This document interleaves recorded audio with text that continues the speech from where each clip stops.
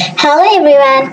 In our last video, we explored how Java actually works under the hood, from writing code to compiling it into bytecode to the JVM executing it.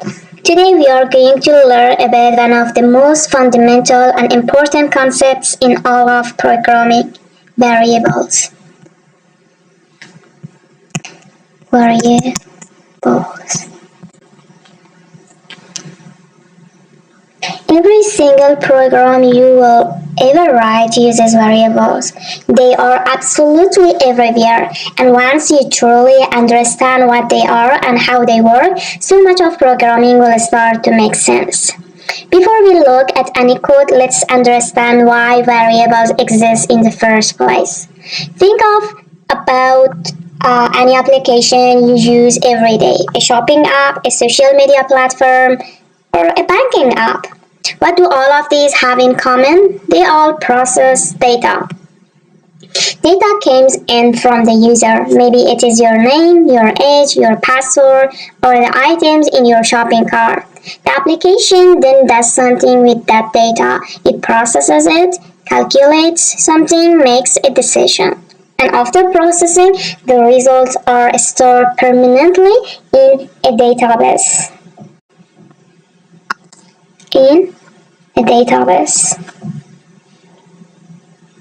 So that even if you close the app and come back tomorrow, your data is still there in this database. But here is the key question. What happens to the data during processing? While the app is running and actively working with your data, it needs somewhere to hold it temporarily, somewhere fast and easy to access. That is exactly what a variable is: temporary storage for data while your program is processing it. Let me give you a really simple analogy. Imagine a classroom with a whiteboard and a notebook. A classroom with a whiteboard and with a notebook. The teacher writes calculations on the whiteboard while solving a problem. The teacher is writing a calculation on the whiteboard.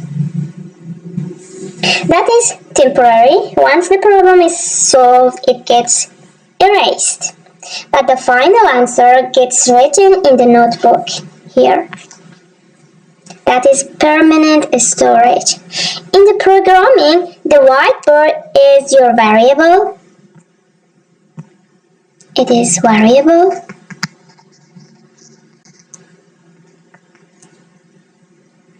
Temporary, fast, gone when the program ends. The notebook is your database. Permanent, persistent, stays even when the machine shuts down. This is one of the most important distinctions in programming, and now you understand it perfectly. Now let's define what a variable actually is. A variable is a container that holds data while your Java program is being executed. Think of it like a labeled box.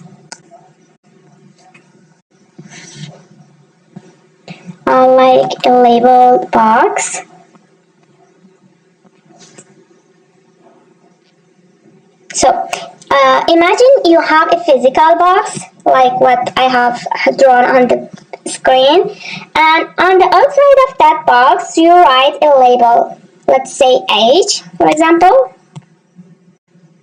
Age. Inside the box you put a piece of paper with the number 25 written on it. A piece of paper, you write 25 and put it inside this box. That box is your variable now. It's your variable. It has three things: a name, a data type, and a value. So you can see that the name of this box is age, so you can find it and refer to it in your code. Age is the name. And for the type, in this case, a number, so Java knows what kind of data to expect. Like we had 25, it was the type, so number. And a value, which in this case, 25 is the value, the actual data stored inside. And here is something really important to remember. A variable only exists while your program is running. The moment your program stops, all variables disappear. They are temporary by nature. So, the concept is like imagine a box which holds any kind of data. So, we imagine a box with a number 25 inside it as a variable named age. The syntax for declaring a variable in Java is also simple. Let me just go down. It's simple, the syntax. It's data type,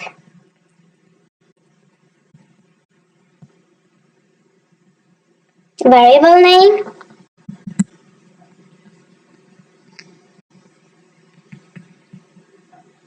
equal, and value, and of course, the semicolon. Let's look at a real example. Int num1 equal to 3 and semicolon. Let's break this down piece by piece. So in here, int, this is the data type.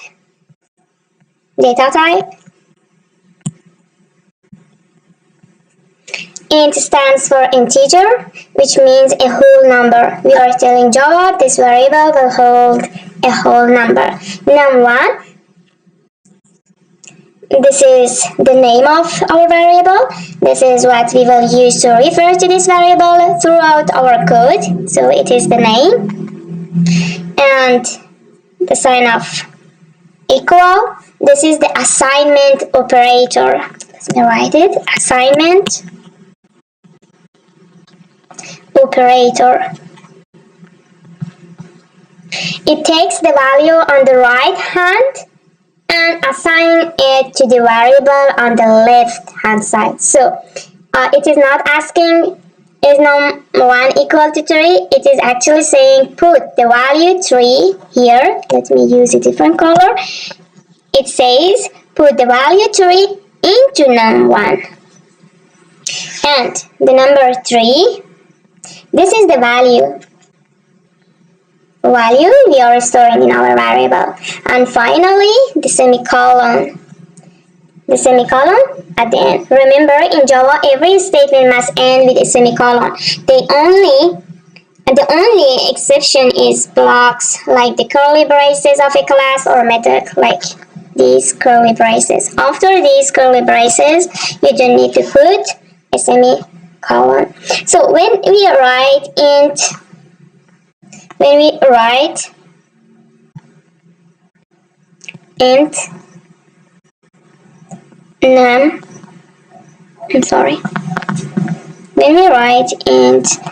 num1 equal 3 semicolon, we are saying to Java create a variable called num1 that holds a whole number and put it the value 3 inside it. Simple as that. Now that we have created a variable, let's see how to display its value on the screen. We use System.out.println or println, just like we did it in our Hello World program, but this time instead of putting text inside the parentheses, we use or we just write the variable name without any quotes. Let me write it on Java, on the Eclipse, So we had a variable, the data type was int, the name was num1 equal 3 and semicolon. And then, as I said, we use System.out.println or println, parentheses and double quotes. But as I said, for a variable, we do not use double quote. We simply write the name of variable and finally semicolon. So this will print the value stored in num1, which is 3. Now here is something really useful. We can also combine text and variables together using the plus sign. So I'm gonna write System.out.println again, System.out.println or println. I use a double quotes this time. I write the value is, and then I go out of the double quote, put plus sign, and add the name of the variable name1 and semicolon. Now let me run the program. This will print the value is 3. I'm sorry, I had mistakenly wrote the name of the print line in the wrong way.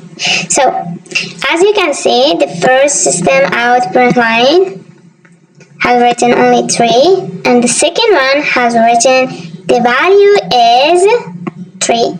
Whatever we put inside the double quote, it will be displayed, and then the value of the variable. This plus sign here is not doing math, so remember this. It is joining the text and the variable value together into one single output. This is called a string concatenation, and it is something you will use constantly in Java. Let me write it as a comment here. So please remember adding 2/ will let you to write any text, like any note in Eclipse without running any command. So it is called a string concatenation. So now here is something really important, and it is actually where variables get their name. Variables are called variables because their values can vary. They can change, I mean. After you create a variable and give it an initial value, you can update that value anytime you need to during your program. Let's look at an example. So I write int score equals 0.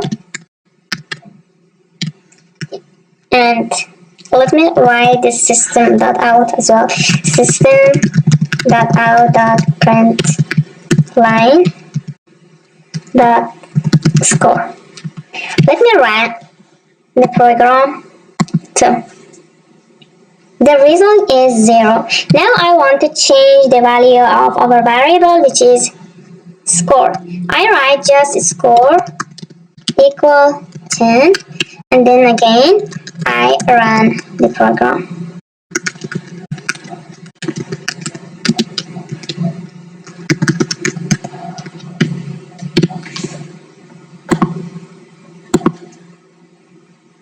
You can simply see that the value of a score this time is 10.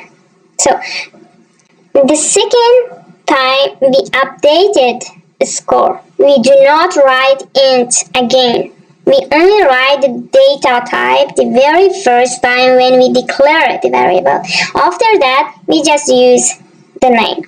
Think of a video game. Your score starts at 0. As you play and complete the levels, your score increases. The variable score keeps getting updated throughout the game. That is exactly what we just did here. Let me write it again. Let me just copy and paste it here. I change the value of the score. This time to 25. I remove the data type and I run the program again. You can see this time the value of score is 25. Before we move on, let me quickly go over the rules for naming variables in Java. I will write them down here as comment. Rule number 1.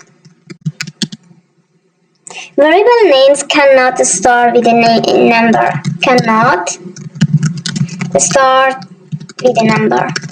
I mean, we cannot write one name. One name is not allowed, but for sure we can add a number. But like this, name 1. Name 1 is perfectly fine. Rule number 2. Variable names cannot contain space. Cannot contain space. So, and instead of using spaces, if you have two words, you can use camel case. Camel case. I'm sorry. Camel case. Where the first word is lowercase and every following word starts with a capital letter. For example, you can write first name. The first letter is a lowercase letter. So then you can write student age. The second word get the capital letter. And total, for example, total score. And some more. Rule number 3. Java is case sensitive. What does it mean? This means age and age are two completely different variables in Java. Always be consistent with your capitalization. Rule number 4. You or we cannot use Java reserved keywords. We cannot use Java reserved keywords as variable names. Words like int, class, void, like public, already have special meanings in Java, and we cannot use them as variable names. Rule number 5. Variable names should be meaningful. For example, student age tells us exactly what it stores. Like if we use a variable name like x, tells us absolutely nothing. Writing meaningful variable names makes your code much easier to read and understand, both for yourself and for others, absolutely. So now let's put everything we learned today into practice. Let's create two integer variables and work with them. Int num1. So let me first write the syntax again. The syntax is data type. Of course, in next episode, in next lesson, we will talk about the data type in details.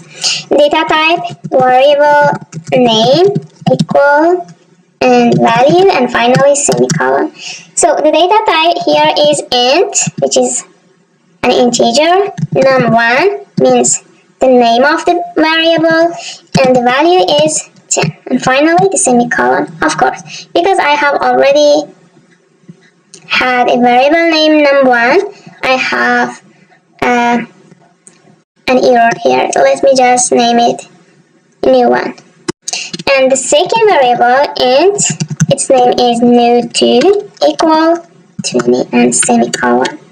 Now let's print each variable individually with the help of System.out.println or print line and the name of the first variable. Of course, you can also write this out. Press the Control and then press the space button and press it again, and finally press the Enter. If you're a beginner, it's better to just type System.out.println and write the name of the second variable, new2. The first one was also new one. So now let's run the program. We can see the value 10 and 20. Now let's do something more interesting. Let's add them together and print the result.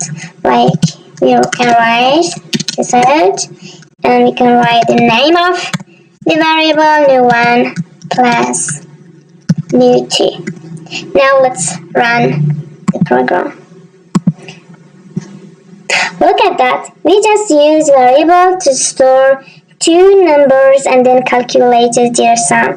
This is the foundation of how every program processes data. Let's do a quick recap of what we covered today. So, variables are temporary storage containers that hold data while your program is running. The syntax for declaring a variable is data type, variable name, equal, and value. The assignment operator takes the value on the right and assign it to the variable on the left. You can print variable using System.out.println or println and combine them with text using the plus sign. Variable values can be changed anytime, but you can only write the data type the first time. And always follow the naming rules. No numbers at the start, no spacing, be case sensitive, avoid reserved keywords, and finally always use meaningful names. If you enjoyed this video, make sure to like and subscribe so you never miss a lesson. See you in the next one.